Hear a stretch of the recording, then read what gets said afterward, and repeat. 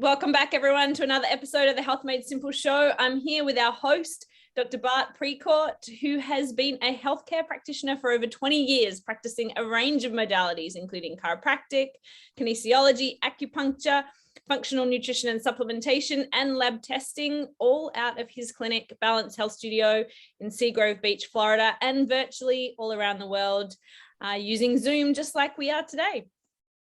He's also the founder of the Health Edge program, which is a cutting-edge health program for entrepreneurs and executives wanting to take their health to the next level. He's worked with celebrities and athletes all around the world, and tonight is going to answer your questions. So I'm excited to dive in. Yes, and we have a bunch of questions, and no doubt right now, COVID and all that stuff is huge. So if you guys want me to answer those questions, I will. I know we talked about it a lot last week. I suspect people would love to hear some stuff again on that. So we'll dive into those. Let's tackle some of these others first. But if you guys want me to tackle like strategies for the variant and all that other good stuff, just put a little thumbs up or just say, please talk. I don't know, please talk COVID. I don't know, whatever it may be. Karen, I was just mentioning to you earlier that, I've actually set aside every week a little more time right now for people that want to call and talk, and I'm okay with that. So they can get a 30-minute consult with me if they want to go through all the different conversations in a very calm, methodical, non-emotional approach toward making good decisions for you and your family. So I'm opening up like another half day for doing this. I'm not going to continue to do this, I don't think, but I also understand how important it is right now and how many, I told you right before the show started, I wake up right now and it's okay. I'm perfectly okay with this, with the text, the emails, the messenger, messages that I get in the morning, and how many they are, of how many people just have their real concerns. So if you guys want that opportunity, yes, we'll make it the same thing. Just reach out to the office and we'll accommodate you the best that we can. Yeah, I'll put some details of Balance Health Studio so people can get in touch if they want, because we were talking after. For a lot of people, there isn't someone they can talk to. People have really strong opinions on it to be able to discuss it sometimes with family or friends or people around you. So sometimes it is good to be able to have an opportunity to just talk through even what you're thinking, what you're feeling about it, to somebody who's maybe got some knowledge on the topic, because it's hard right now to talk about it. It is. It literally is hard to have a conversation without, it immediately moving into an emotional field. So again, it's okay. Like this is the situation that we're in. Just these last couple of days, I've had great conversations with great families, and surprisingly enough, sometimes in the middle of a family conversation, people had some different views and different thoughts and different concerns. So we were able to, answer those the best we can, so we can make just some good decisions that best suit the family, and then the strategies. And that's the part that we all have to be taking. So we make that first line of decision making, and then what are the strategies to employ once we've made that decision, either to be vaccinated or both.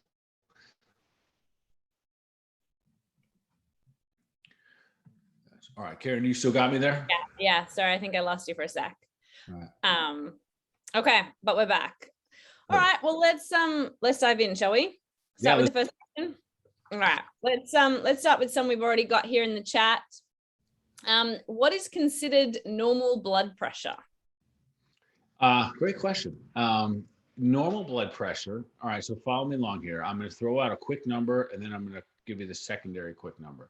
Normal blood pressure is 120/80. But let me clarify that, because it's really, really important. And what's important about it is who you are, how big you are, and what your history is. So the top number is the systolic number. That's the one that's going to have the most variability. And really, normal falls between 100 and 140.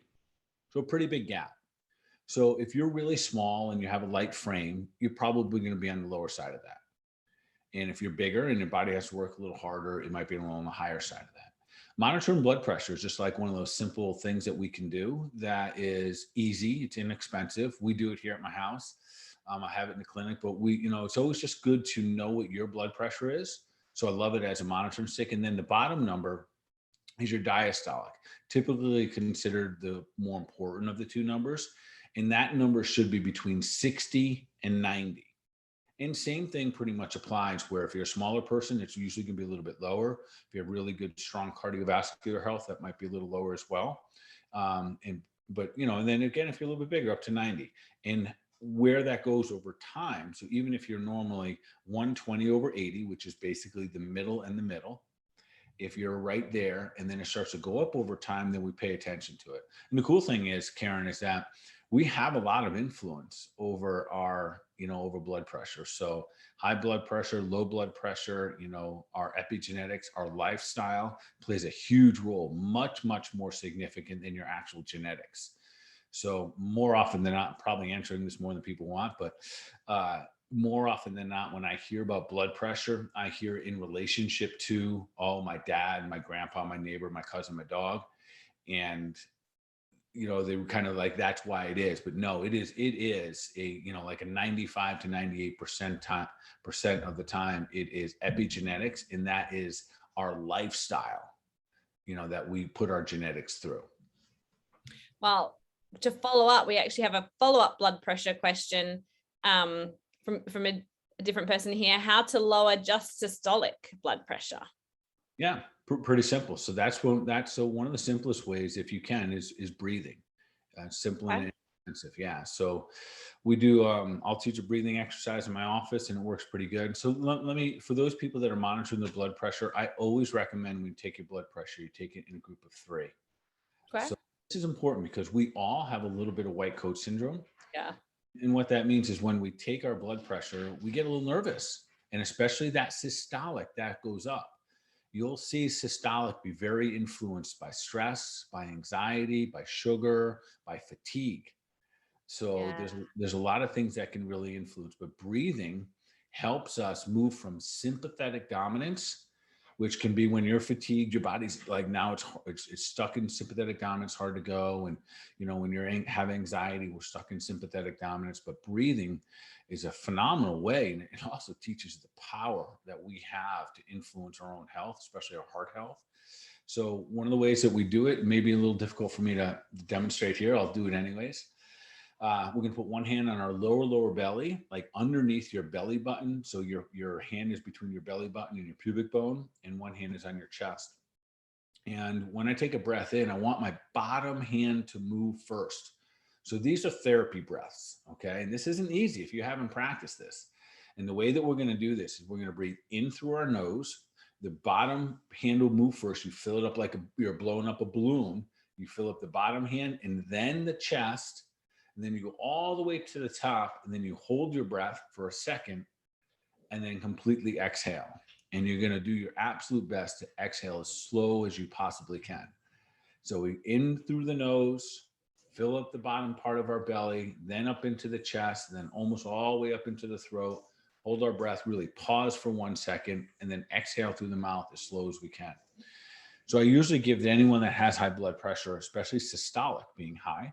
And if it is, that is the one you got to, if that is your concern, good. This is the easiest one to change and the least dangerous. So you can oftentimes just breathing, you can change that systolic 10 to 20 points. It's a fun like thing to do. And even if you guys have blood pressure cuffs at home, see how much you can manipulate your blood pressure. And that's a good thing that you can do this. So I do it all the time. I see how low I can get it, like almost like I challenge myself.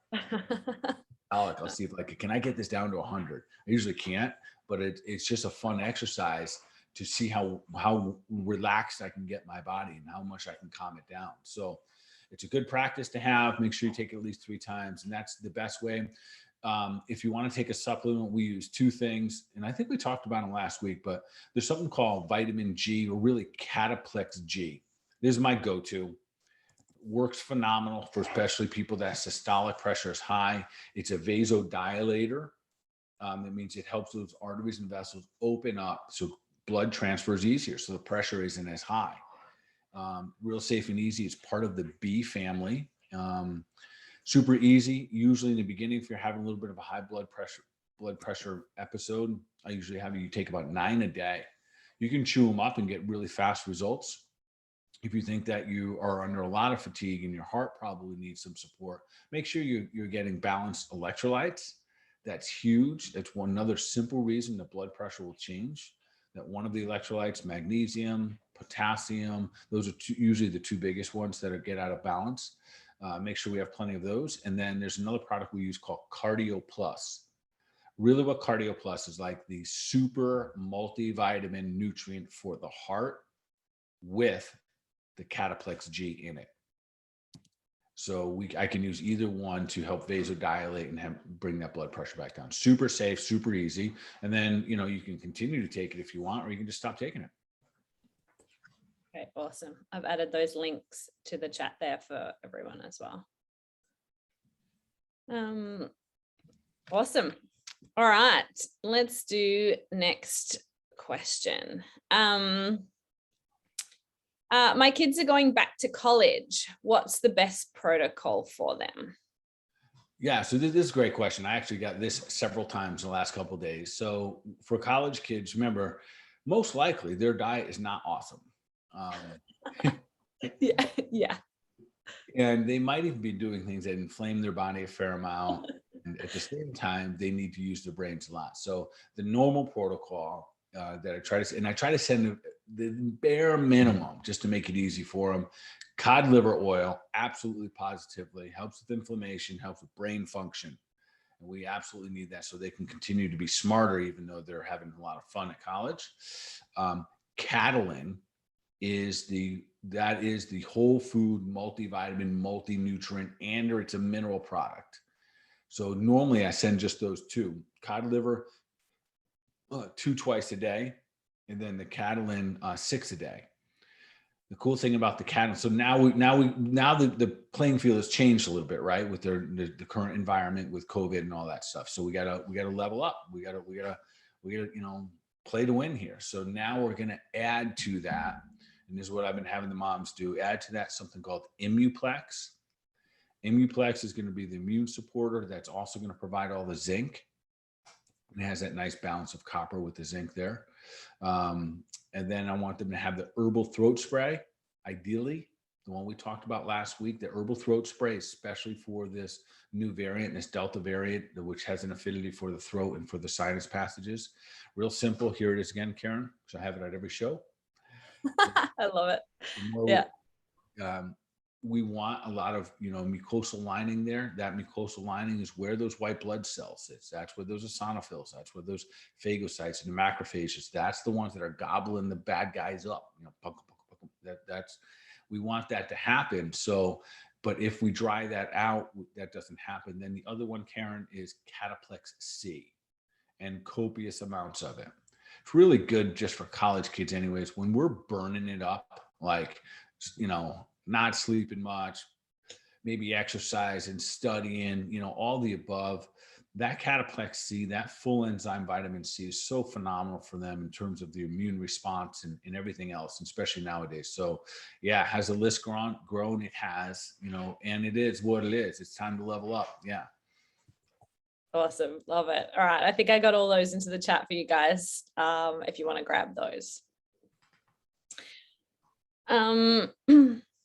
Okay. If I have high cholesterol, can I eat foods with cholesterol? Simple answer is yes, but let's make sure we clarify that as well. So the way the body works with cholesterol, and this is a good reminder for us on a regular basis, because cholesterol medications, especially in a time like right now where we are trying to fight off viruses and stuff like that, they're not super awesome to be taken because they inhibit some of the antioxidants like CoQ10, things around the heart that are very important for us. So if we are on cholesterol medications, or if we just have high cholesterol, let's go back to the basics and understand what cholesterol does and how it functions in the body. I'm going to try to keep this simple and sweet here.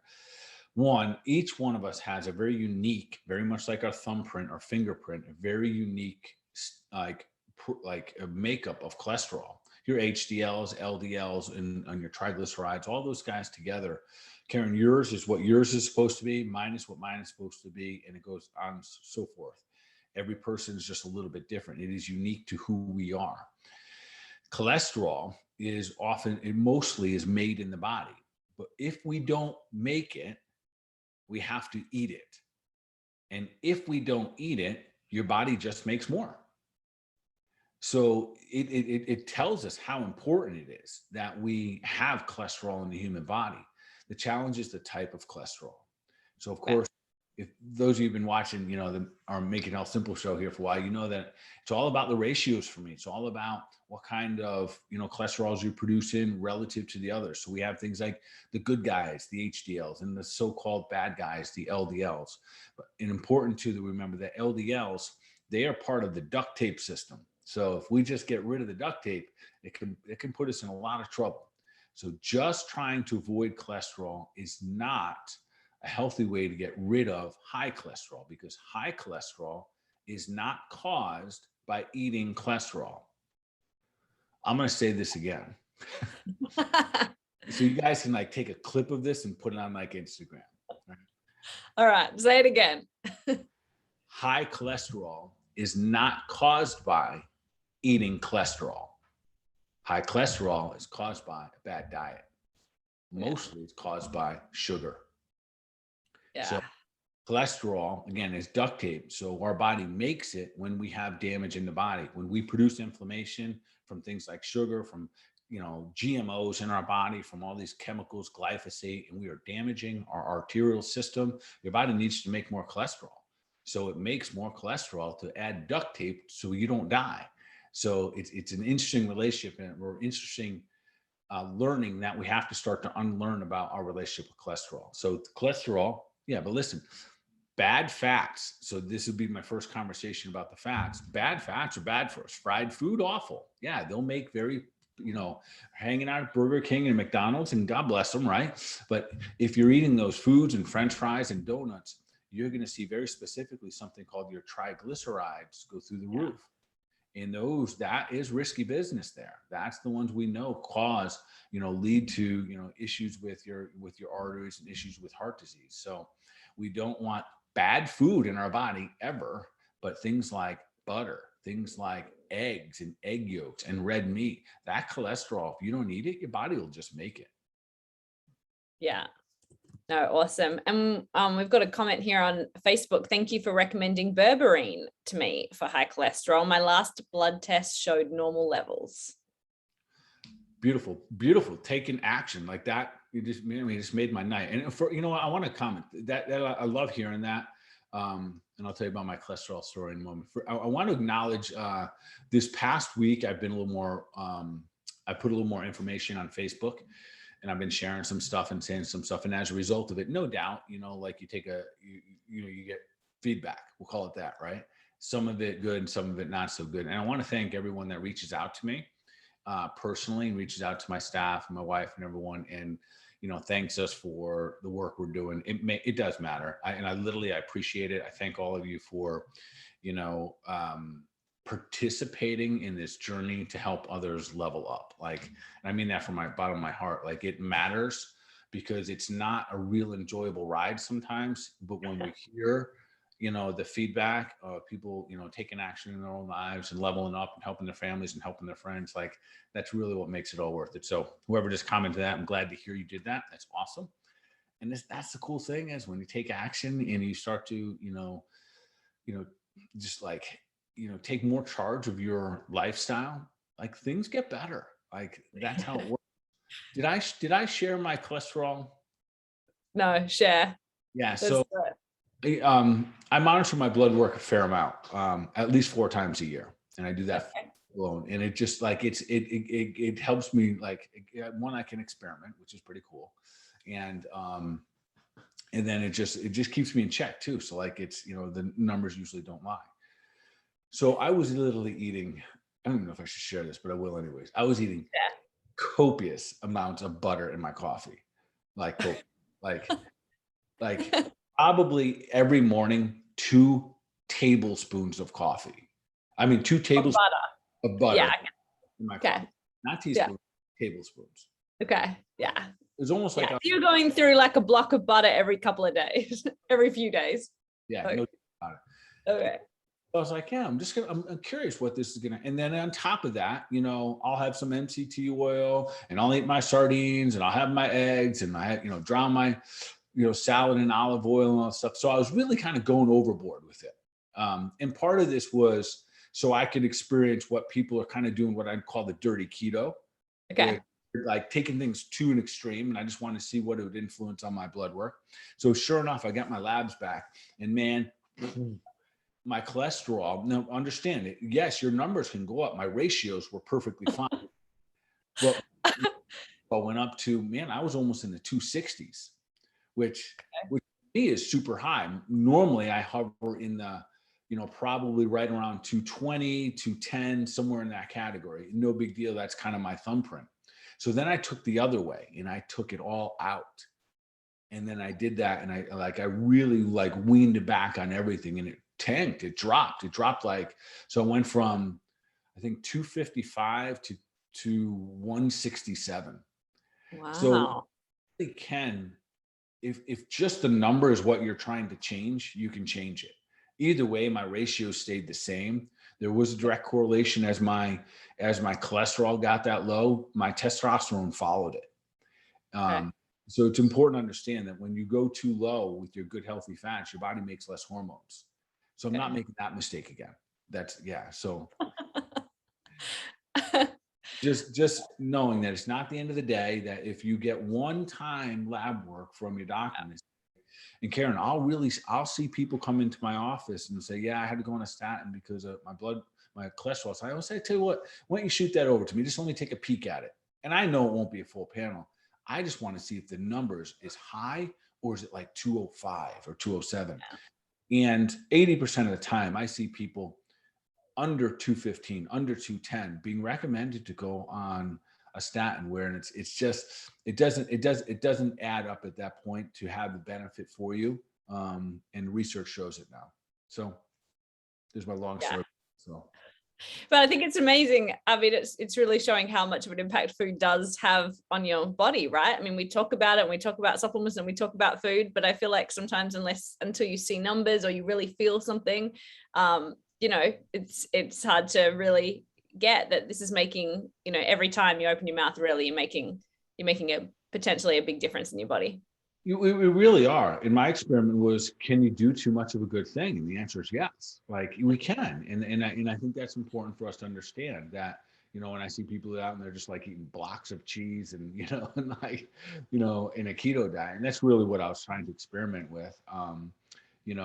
So we can do too much of a good thing and we can do not enough of a good thing as well. We've got a comment here that maybe it was more than 2 tablespoons of butter. Yeah. You're being... there's a strong likelihood that it works. My coffee is often like a lot of people's wine. It never empties. Like it never gets to the bottom. So I love it to be warm and like just at a point where it's almost too hot to drink. And then there's nothing like hot butter. So I don't know. I love it. We got a follow-up question here. What was did we talk about a name of a supplement to recommend for high cholesterol? No, we didn't. And before I even, was there one the person commented on is berberine. Oh yeah, berberine. Sorry, yes. Literally, it's fantastic. And the reason berberine works so good is because it's helping the liver and the pancreas. So it's helping with the blood sugar, like how your body is releasing insulin. And that's really what it goes back to, again, a blood sugar thing. So the biggest change if you want to really change your cholesterol, it is diet. And I love the keto-esque diet, intermittent fasting, low carbohydrate, low sugar diet for cholesterol. Like that, you change it.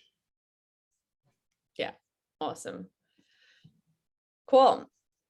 All right. Let's have a look at our next question. All right, we're going to go into a dog question. Glad to hear your dog Jimmy is doing better. What's your protocol for an ACL repair? So what happened to Jimmy? So Jimmy is my 2-year-old English bulldog. Oh, that's Georgie back there. So Jimmy tore his ACL. It's really, in the dog world, they call it a CCL. He tore his ACL. We did what best we could, everything we could to manage, like trying to self heal it. And at 2 years old, what I did was I had to decide: do I think that this injury, could we go from it? So there's a lot of making it the strategy, because I've had other dogs that did not heal the ACL and they were older in life, well, whatever. So with Jimmy, we really looked at his activity, which is super, super high for a bulldog, and his age.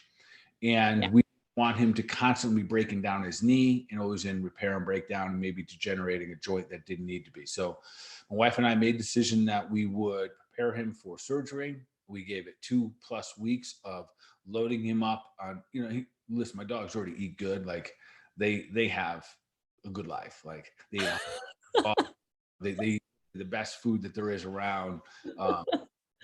No doubt. Yeah, we were already in that process of helping him be healthy. We were already starting the anti-inflammatory process because we knew he had a hurt knee. We then, the procedure was really cool. I got to sit in on the surgery, kind of assist. Really, I was just sitting there in awe the whole time. I want to give a shout out to my vet. His name is Dr. Bart down in Panama City Beach. He's got vets pets. He's old school. He loves animals, and he's just awesome. So we've been friends for over 20 years, and he let me sit down in surgery. And it was artwork, for all the surgeons out there. They're artists, That's the beauty. And thank goodness. Clever. Amazing. And make no mistake, I'm almost like jealous of the artistry of what they do, because it's so fascinating how they can, especially in a scenario like this, you can take this dog whose knee is basically blown, cut it all open and everything, and then repaired it. It was absolutely fascinating. It's the first time I've ever seen it, like live in person like that. Sewed it all back up, and just how precision everything had to be. We did do a pre-test to make sure that it was torn. We weren't doing exploratory. And those are things I'm familiar with as well. Like we can do what it calls a draw test, and his knee was literally like, coming much farther out than it needed to be. So it was an applicable surgery. Had the surgery, and here's the cool thing. And I'll promise to give you the protocol in just a moment. So he wakes up, and we do all that we do, and I'll explain that in just a moment. We're 2 weeks out, Karen, and tomorrow will be 2 weeks. 2 weeks. 2 weeks tomorrow will be the surgery day. He's like 85%, 90%. Like literally, he's strong. He's jumping up and down off the couch, and and there's a part of me, I'm like, no, he shouldn't be doing this, but at the same time, he's being 100% intuitive. Like, and when he hurts it a little bit, he just picks it up. And it's so fascinating. I've literally reminded once again from my animals that how important it is to live in the present moment. Yeah. So Jimmy has showed me in these last 2 weeks that don't give me pity. Do not lock me in a cage. Don't treat me like, like I'm a diseased dog. Like I'm fine. Like let me go play with my brothers and sisters. And I have 3 legs that are working wonderful. I'm very happy. Just let me do my thing. Yeah. And my wife like struggling with it. Like, isn't it the right thing to do to lock him up in a cage and all this stuff? And well, and like, we just had the conversation, like, listen, he's going to do what he's going to do. Like, of course we were real cautious for about 20 hours. Nice. With that being said, we gave him a very strategic protocol. So in this surgery, let's think through what's going on here. We're cutting fascia. We're cutting soft tissue, meaning muscle, tendon. We didn't use the technique that was used, did not cut into the bone. And if I did, I would have used a little bit different strategy for bone remodeling. I didn't need bone remodeling in this. So Karen, I think there was 4 things we used. There's 2 products that Standard Process makes that for humans that work phenomenal for animals. One's called Ligaplex 1 and Ligaplex 2. And these were both important for this one. Ligaplex 2 is for muscles, tendons, and ligaments. Works phenomenal. That is for, if you're an athlete and you got achy, sore muscles and you have a little tendinitis, perfect for it. And then there's Ligaplex 1 is really, really good if you have torn some of the other soft tissue, cartilage, meniscus, disc, if you have a bulging disc. So in this scenario, because we knew we tore some of the ligament, we used a combination of Ligaplex 1 and Ligaplex 2.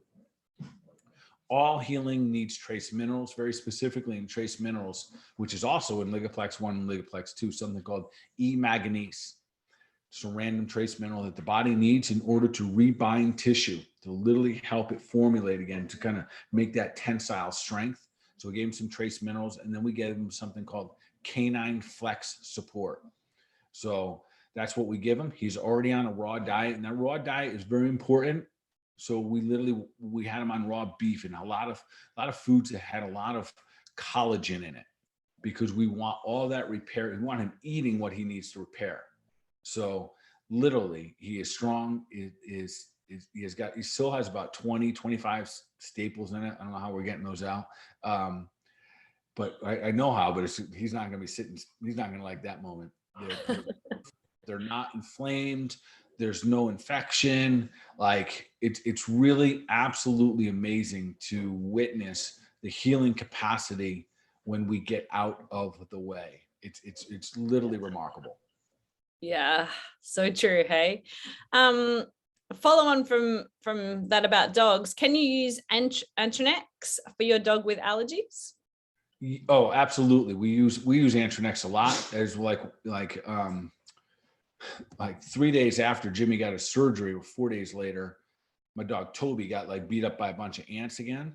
And I think it was ants or a bee, and literally like his whole head puffed up, his eyes closed. So off we go to the ER room with Toby.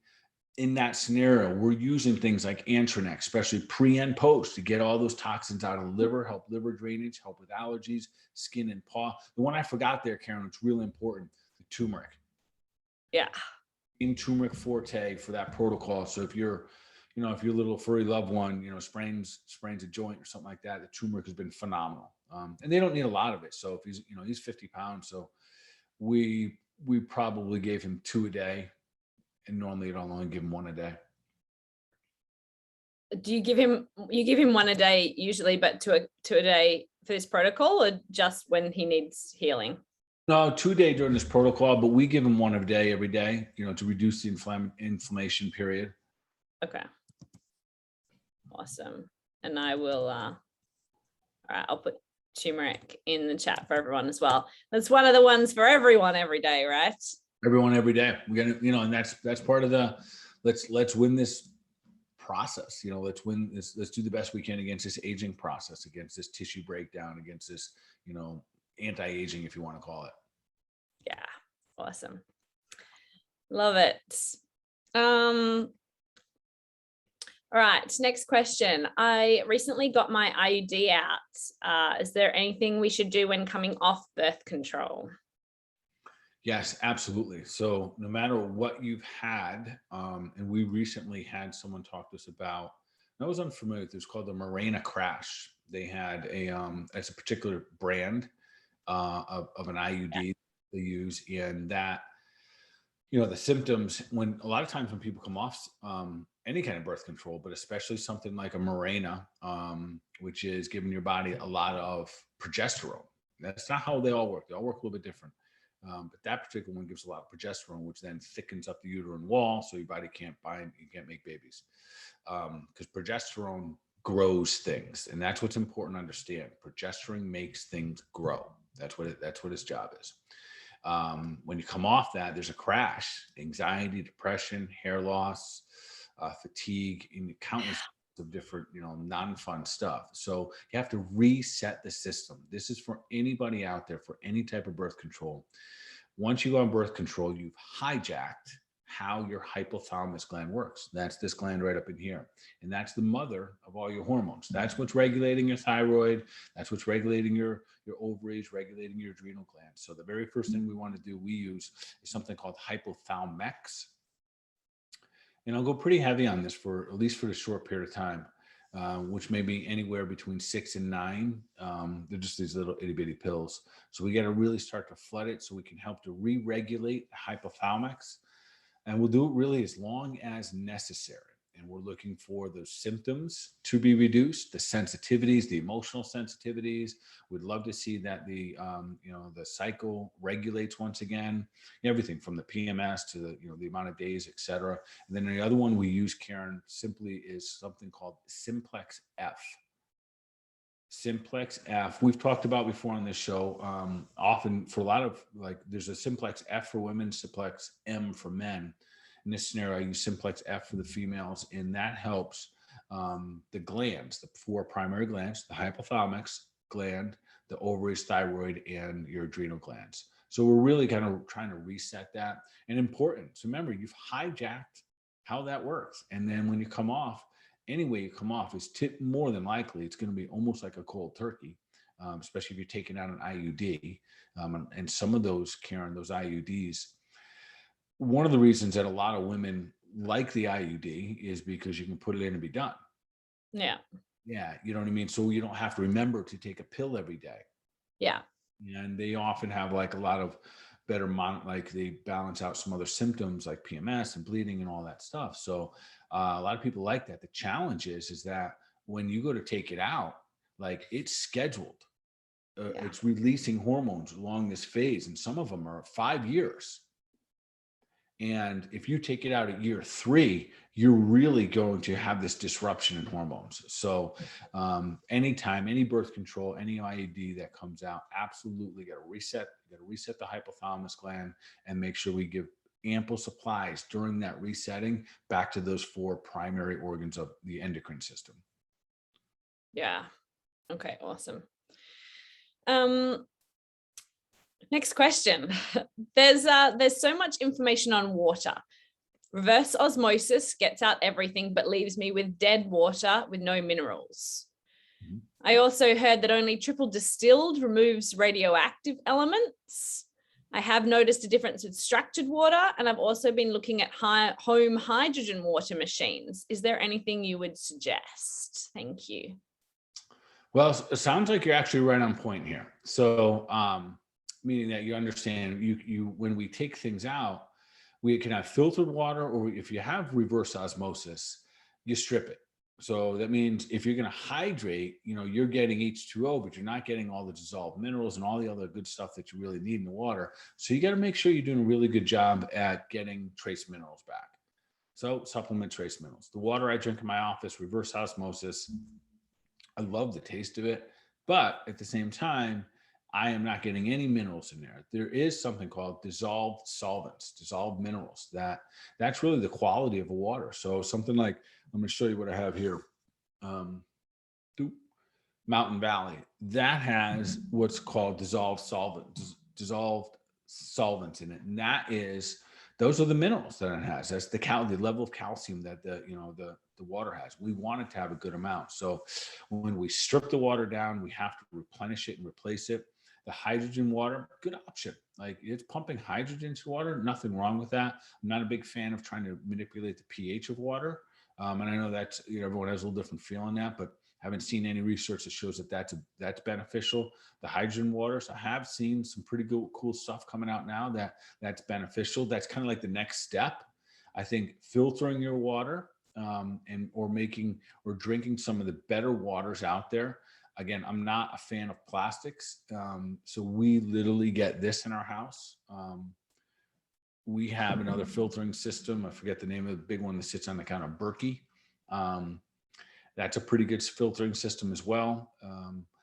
Ultimately, yes, water is a huge issue. It's bigger. Yeah. It is bigger than any of us play it out to be, because we're always consuming it. And most of us in our water, there are massive amounts of chemicals, massive.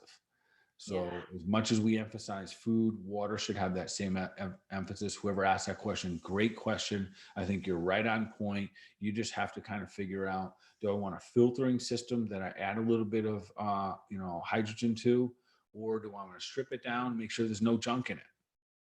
Because of the amount of water I drink at work, that was my route. I strip it down and then I add to it. And I basically add my electrolytes during the day and I add my trace minerals. Yeah. Awesome. Cool. Next question here. What is recommended for HPV? HPV, if, again, this is a virus. So for this virus, we go back to the stealth protocol. Okay. I kind of put this into the family a little bit, almost like the way that we take an approach toward Epstein-Barr. And Okay. again, so this is good. This is just a good interjection. Make sure we're always remembering this. So, even as we talk about these different labels of things like arthritis and they name things, we call it coronavirus.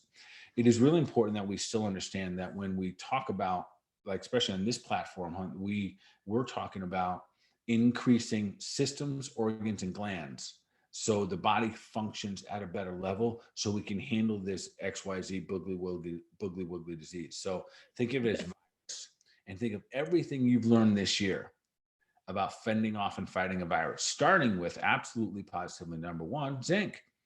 So zinc inhibits the replication of the virus. So that's huge. So, hear me out when I say that, folks. Everyone here should be on, it would benefit you to be right now on a certain amount of zinc. Zinc is not held in the body well. And even if you're eating foods that have it, you probably only get 20 to 30% of the zinc that's in food. So supplementation is very good here. So the stealth pathogen protocol is really good for HPV. And from my understanding of the shots and the vaccines for that one, pretty much a big no-go, but you could probably discover that yourself if you did a little bit of research on the side effects of it. Yeah. Okay. Awesome.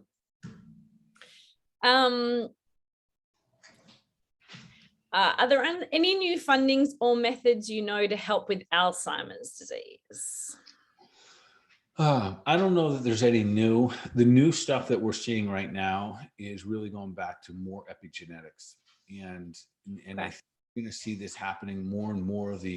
Just as we really get down to looking at the systems, organs, and glands, what are we looking at? This is the brain. What's going on with the brain?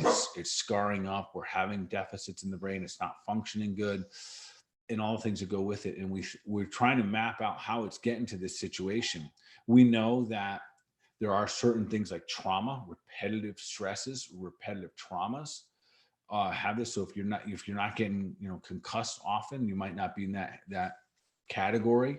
But we're seeing things, Karen, like sugar and inflammation. So important. Our brain needs to sleep. We need good essential fatty acids.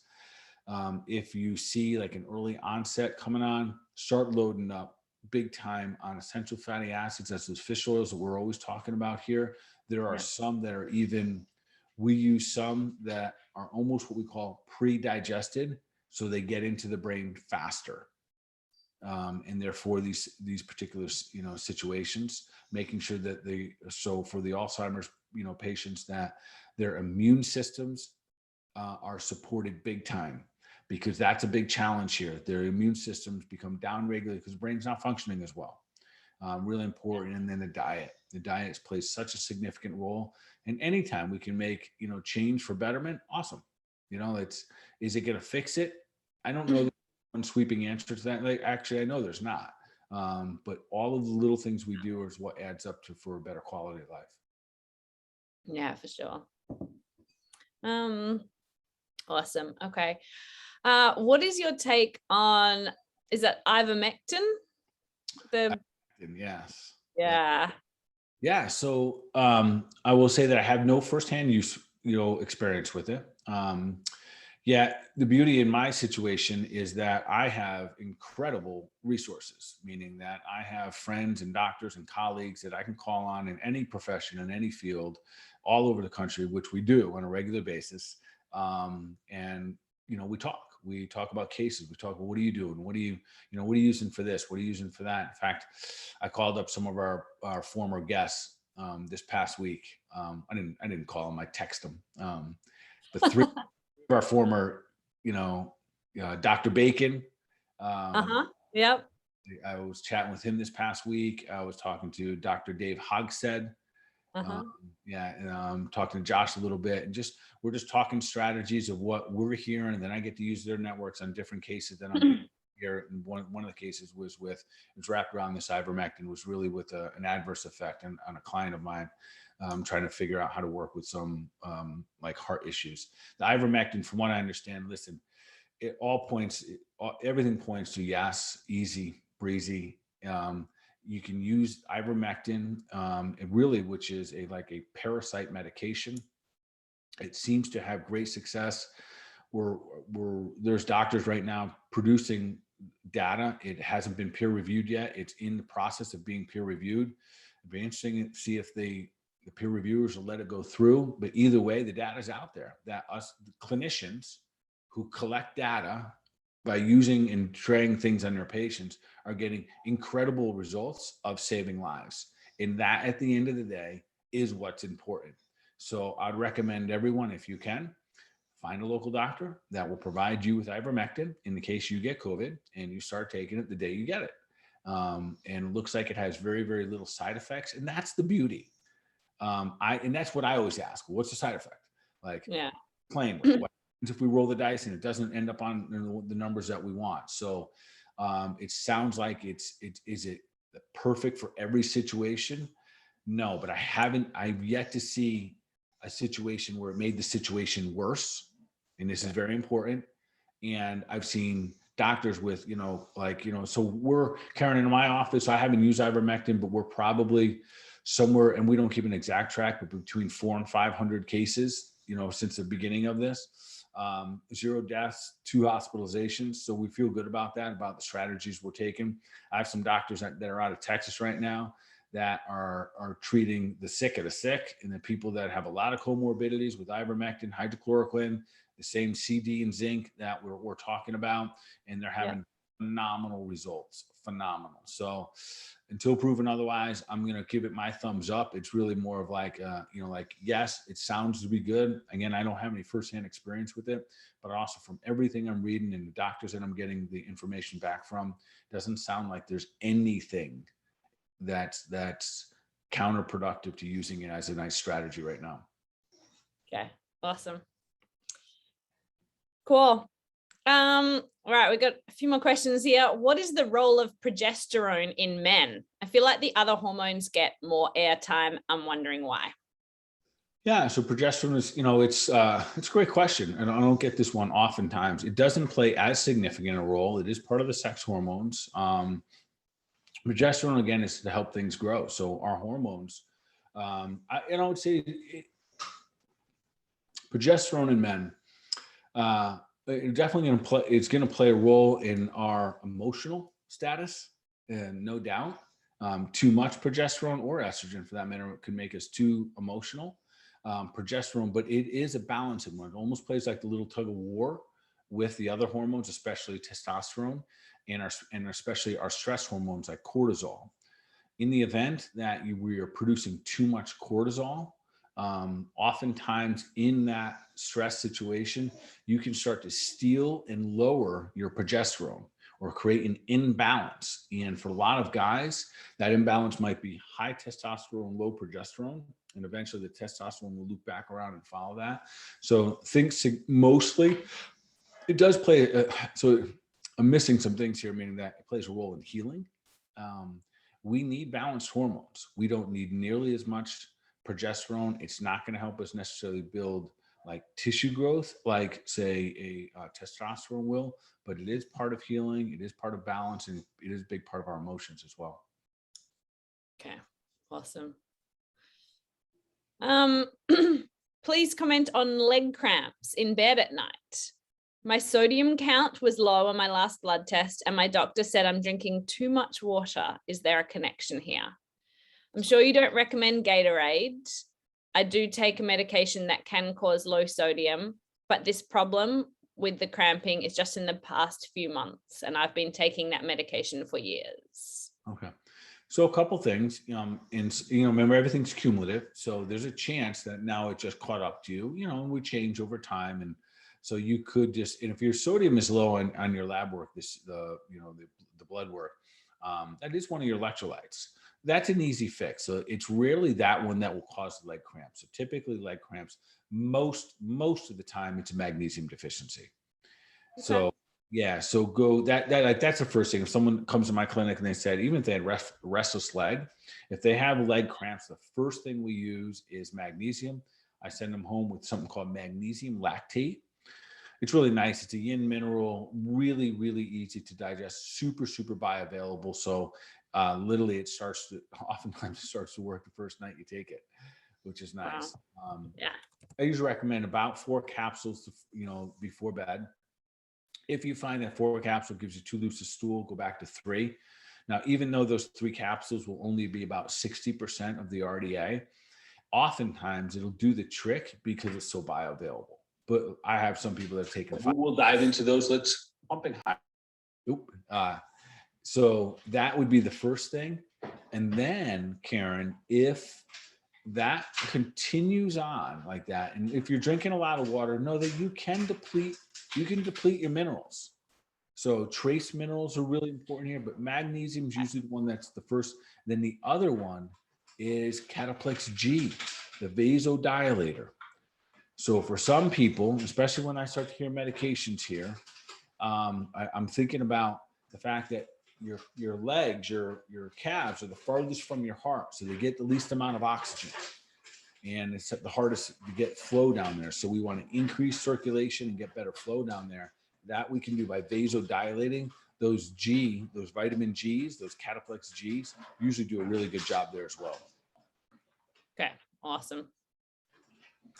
Love it. You got any suggestions on how to take care of a diabetic patient with age-related macular degeneration? Well, one, give What them a question. Yeah. So one, always give them a lot of love. Try to see past their sickness and their ailments. Just like we know Jimmy. Jimmy doesn't want to be seen as a dog that has a disease or something. He wants to be seen as a happy dog. Never forget that. Our healthcare system is the system of labels and qualifying people as that. And I know that question wasn't about that. But make sure you do that. And so the best that you can, help them eat right. Like, it does matter. If they're a type 2 diabetic, when you make the changes, it's helping. And really with the macular degeneration, if they're not on fish oils, absolutely. Like, I would suspect they already are, because that's like a no-brainer for the doctors to be like, oh, you got this stuff going on. Make sure you're on a good high quality DHA, cod liver oil, and really any of them at that point. Krill oil, tuna, whatever it may be, but make sure that they're on that. And at least 1,000 milligrams a day. Most likely I'd have them on about 2,000 milligrams a day. Awesome. Can I take too much zinc or vitamin C? Yeah, I think the answer goes back to my butter example earlier. Yeah. I think you Too much of anything? I think you can take too much of anything. So what will happen if you take zinc? But I think this is a good question, because we're in life. It's like how much do I take? Yeah. What you're taking, the type of what you take, and how much you take does matter. So let's just make sure we get the type right. So zinc too is a trace element. So it's a metal. So we got to make sure that we have a high quality, the zinc chelate that I usually recommend. Again, it's super, super bioavailable. So I don't have any concerns about it being built up into the system. And it's supposed to be synergistic with its synergistic element is copper. So we want to make sure that eventually we get something that has a little copper in it. But if you're taking these super zinc pills from like CVS that are synthetics, that'd be hard for your body to break down. If you're taking a high quality source, you're probably shooting for about 20 to 50 milligrams per day. If you take too much, I'm trying to think, I don't know that I've ever had anyone have symptoms from too much zinc. And I guess maybe just because I haven't seen people take a lot of zinc until now. I don't know about what would happen if you take too much, but I assume you could. I assume that you could take too much zinc and it could throw off your other trace minerals. I think that's what would happen on the biophysiology. Now, vitamin C, whether it be ascorbic acid or the version I use, that full enzyme Cataplex C, if you take too much, it works kind of like a diuretic. So that is, we can literally do this vitamin C flush. Like, you can take copious amounts. It's not going to hurt you. So there's no harm. Nothing bad is going to happen to you. Worst case scenario, if you take way too much vitamin C, you become a pooping machine. Yeah. Nice. So dose up, guys. Don't be too scared. Don't go overboard like the butter, but we don't need to be scared of them. Yeah. And especially with the C, quite frankly, like we would take a lot. So I use the Cataplex C in the Sun protocol. So it's not uncommon that I'll take a day. There's no big deal. No big deal.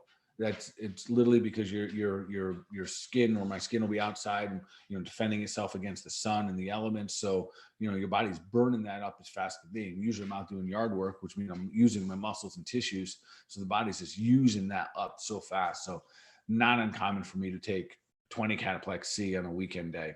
Yeah. Yeah. Well, what about vitamin C infusions? You mean thought? IV? Yeah. So, and again, like, man, medicinally, like it can be phenomenal. That won't be ascorbic acid, Karen. That won't be the full enzymes, but vitamin C can be used medicinally phenomenal for, to treat the environment that cancer is trying to live in. So it can kill off that environment. So most places without like specific, and I'm running into this problem now. I have clients that I want to send to different IV places and they won't go above like 20,000 IUs. Some will go up to 50,000, but with the, when we're trying to make an unfriendly environment for like cancer, I'd love to see those at 100,000, and there'll be like a slow IV, maybe 2 hours, 3 hours long, but I'd love to see them 100 plus. That would be ideal because it can do really good. And again, worst case scenario, you get a flushing from it. Yeah. Okay, cool. Okay, awesome. Well, we're almost out of time here. Look, if you guys did have, as we said in the beginning, if you did have more questions or you wanted to talk through direct about, especially about vaccine, if you're getting pressure, if you're unsure, if you've got any questions, they can get in touch with Balance Health Studio and book in a time with you, right? Yeah, and of course, our normal stuff too. If people just want to get a normal COVID. Yes. So we are offering that, and if it helps you and you want to have this conversation one-on-one in your particular scenario or whatever it may be, to talk through it, to kind of step outside of the emotional things that are taking place right now, I'll be happy to do that. Yeah, especially things we talked about, the stealth protocol, things like that are really good to have a chat through with you first. Is that right? Yeah. My goal is always with our show, Karen, that we, much as we can provide, that people take self awesome. And if for some reason you just want a little bit extra, a little bit more guidance, much as I can help, I will. Awesome. Love it. All right. Well, let's move into our last question. Out of everything we've talked about tonight, what's one action that our listeners can take to move them towards the goal of becoming superhuman? Yeah. Stand tall. Yeah. And that's what we need to do right now in the midst of it all, in the midst of the pressure, in the midst of, family and friends looking at us, odd, and the emotional weakness that is out there right now. Emotional weakness to me is an expression when I have fear, worry, concern, and I put that on you. And that's my weakness, and I'm kind of passing it on to you. So I'm encouraging everyone, stand tall. Like, time is our best friend. And the more we can let time express itself, and let's just sit back on the side, let's watch, let's learn, let's observe here, take massive action in building your health up, keep leveling up. And if you were taking action before, take more massive action to build that confidence, so you continue to get like stronger and stronger, and stand taller and taller. So that's the number one thing that I'm telling people to do right now: stand tall, stand strong. Love it. Awesome. Thanks everyone for tuning in. We always love to see you here. We love all your questions, and we'll be back same time, same place next week for another episode of the Health Made Simple show. Yeah. And once again, thanks everyone for joining us. Keep doing the thing, keep sharing it out, keep spreading the love. And of course, we're going to continue to take deliberate action for our mind, our body, overall wellness. Y'all be awesome.